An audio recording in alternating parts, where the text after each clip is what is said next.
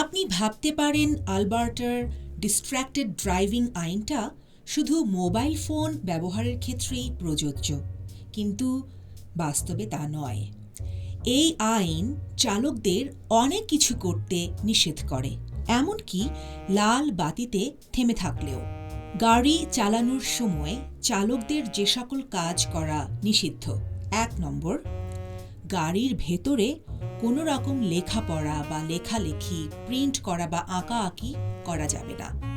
2 নম্বর, ব্যক্তিগত সাজসজ্জার কাজ, যেমন দাঁত ব্রাশ বা ফ্লস করা, মেকআপ দেয়া, চুল কার্ল করা, নখ কাটা বা দাড়ি কামানো।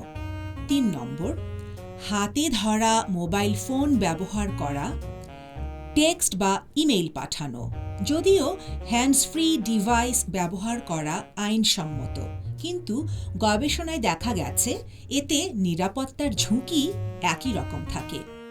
এছাড়াও জিপিএসে তথ্য ইনপুট দেয়া, ল্যাপটপ, ভিডিও গেমস, ক্যামেরা বা MP3 প্লেয়ারের মতো ইলেকট্রনিক ডিভাইস ব্যবহার করাও নিষিদ্ধ।